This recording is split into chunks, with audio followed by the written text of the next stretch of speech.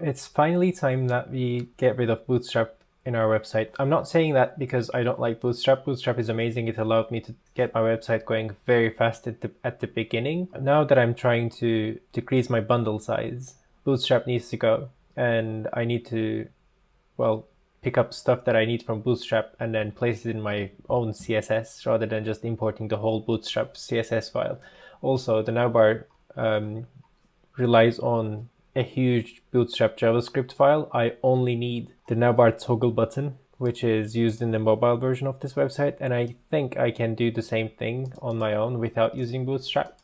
So yeah, this video is all going to be about how I'm going to strip out Bootstrap from my navbar. So yeah, let's get started. In this specific stream, I'm going to be focusing on the desktop version of the navbar, and I have the navigation bar component and the navigation bar style open in here. As you can see in here, I have three Bootstrap components: container, nav, and navbar, and I will be getting rid of all three of them. So this container comes from Bootstrap just because it has some specific classes that allows it to use the navbar functionality somehow. I know I've created a custom container for my website before, but I have to use Bootstrap one in a Bootstrap navbar because they are compatible with each other, and if I replace it with my own container, then it just breaks. So in this stream, we're going to take care of that one as well. First thing we're going to do, we are going to convert all of these Bootstrap components into something that all browsers know without knowing Bootstrap. So this thing is going to be a nav. This navbar toggle is going to be a button. And this navbar collapse thing, it's going to be a row because it's a row, it's a list of items, right? Okay, and I'm going to use my own components for these ones. Let's use button, not a component button, just use a simple button there. Okay, that seems to be fine. Let's go back to our website and let's see how awful it looks now. Well, that looks surprisingly good for what we have. Interesting. So I've just replaced all of those components with my own, and I don't believe that it looks this good. Okay, let's wait for the server to start again. Okay, let's refresh this web page. All right, now the navbar is, well, it's not working as expected anymore. So one thing that we need to do, we need to put all of these elements on the same row. So this logo and all of these links show up in the correct order. So we have to specify these styles in here. Fixed top means the navbar is fixed at the top of the web page. So that means even if you scroll, it will stay there. And expand MD means it will go back to the mobile version. It will go back to the version with the toggle button, and you change the screen size to below medium. So this toggle appears under medium-sized websites. So if it appears in 767, but I resize it to 768, it will transition into this bigger navbar without the button.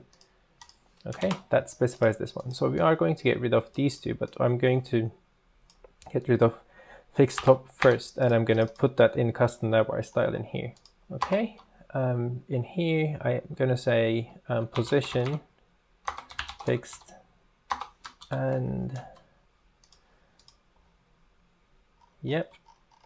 Okay, that will fix the position at the top. Now we need to specify the width to be 100%, so it spans the whole width of the page. Width 100%. Okay. All right. Now so the order of the components goes like this. We have the name, the button, and then the navigation bar items. This is not quite the right order, at least not for the desktop side. So I'm going to make the button show up as the third element, or I'm going to hide the button. Actually, hiding the button is the better approach in here. Let's hide the button on desktop versions of the website. So I'm going to get rid of this expand MD thing, and let's see what style the button uses. It has a style called navbar toggle. So let's find that style and go in there.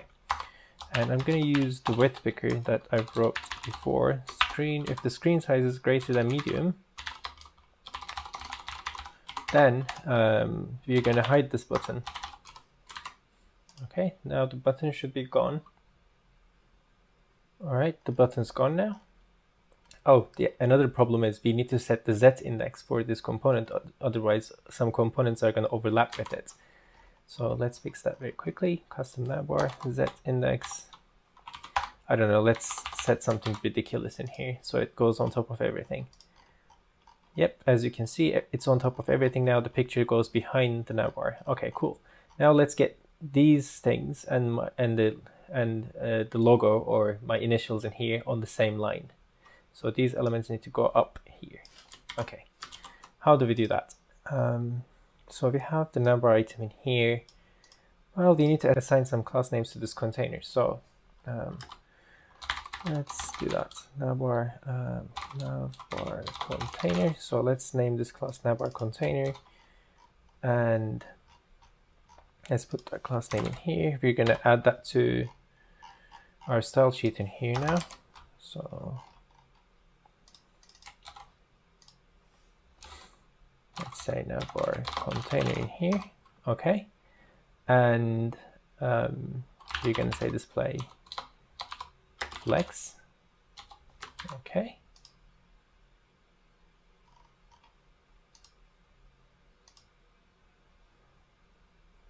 Okay, now we need to align these items to the center. They shouldn't appear at the top. Align item center. Okay. Wow, my laptop is going crazy today. I'm not sure why this is happening, but currently my clock speed is sitting at 1 gigahertz. Huh.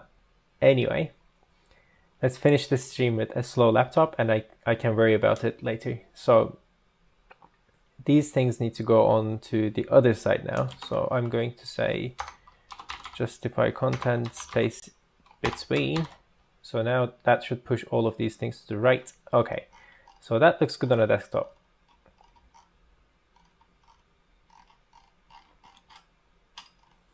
Now we need to fix the expansion behavior. So it should, instead of expanding when it gets color, it should decrease in height. So that's what I'm going to do next. We're going to adjust the margins a little bit. So I believe that was coming from the navbar collapse in here. So navbar collapse has padding top of 3 pixels. That should be less. So let's get rid of these things. Let's see what they do.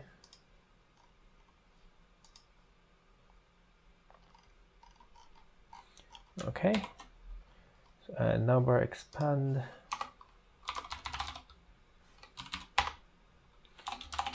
Well, I guess these can go here now. Okay, that's exactly the same behavior as we have in our production sites. Now we need to take care of the mobile version of the website.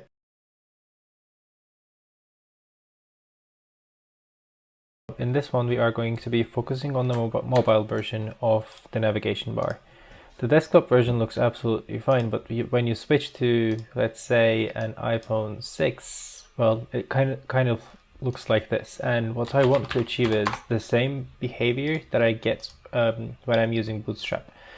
So I want to have something that looks like this. So when I click on this button, this bottom section should expand somehow. I haven't decided on how it should expand yet, but I want something very similar to this for now. I have some other things planned, but for now, this is the behavior that we want to replicate before moving on with the new features. Let's make this look like the one that I have in here. I want it to look like this open version of the navbar. So expanded, not open. Yeah, so the button has to go towards the right, and then these elements need to go in line in a column. So let's get started. So these things are in a row right now. They should not be in a row, they should be in a column order. And that button should go towards the right. Okay, so let's start by cleaning this file up a bit so we don't use this anymore. I think I'm going to put this navbar item and the button inside its own div. You're going to see why I did that in a minute. So when I put these things inside their own div, that gives me the ability to push them to the other side when this thing gets out of the way. Okay, let's get these links out of the way. I want them to wrap to the next line. Okay, So I need to modify the navbar container class to do that. So the navbar container class has this display property flex and justify item space in between. But when the screen size is, let's say, less than medium, I want the display property to be, well, not flex. So let's do display block when the screen size is small. Okay, that will push these things to the bottom. Now I need to move this button from here to there. Okay, so to do that, I think I need to assign some class names in here. I can say class name mobile navbar, I guess. Yeah, that should be fine for now. Okay, let's go with mobile navbar. And this one will have display flex in it, and also justify item and justify content space in between.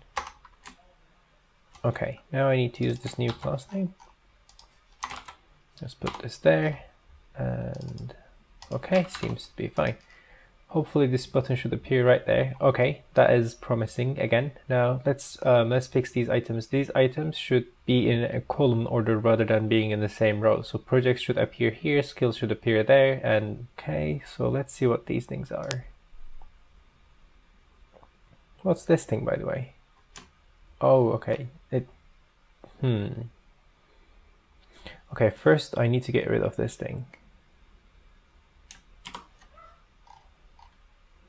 Alright, so this is another Bootstrap item. Okay, let's get rid of that one then. This is probably going to break the desktop version of the website, but let's see what it does, shall we?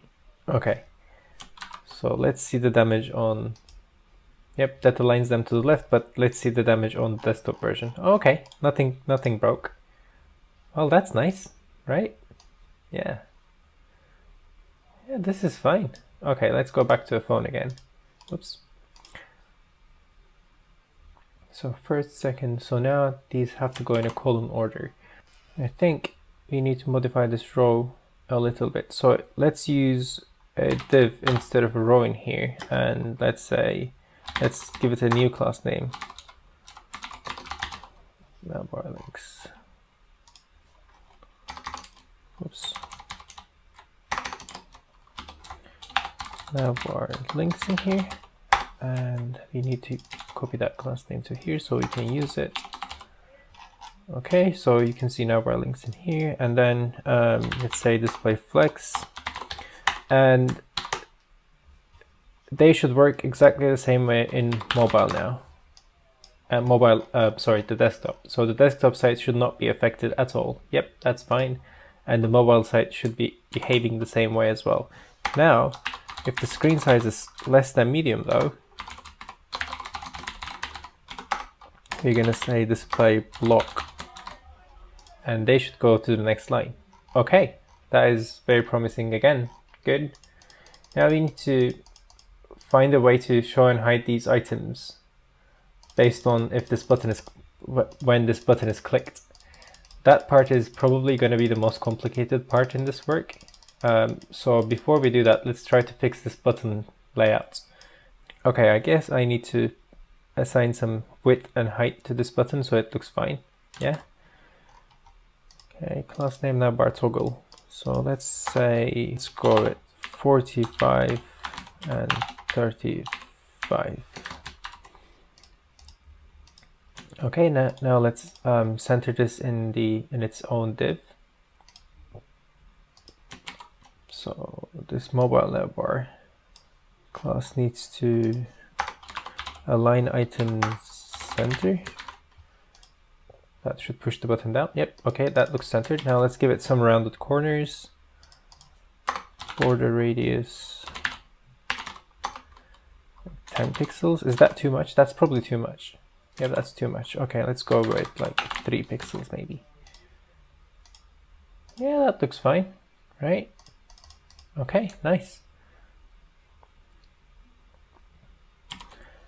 Okay, well, this is the time. This is when we start thinking about the button action. So when we click on this button, it should fire an event and it should hide these items. Not sure how that's going to happen. We need some sort of animation, I guess. But I think I'm going to take a look at that offline. But before that, I want to make sure that this looks just fine on every single screen size out there. So it seems to be working fine on desktop. Yep. And if I keep shrinking it down like this,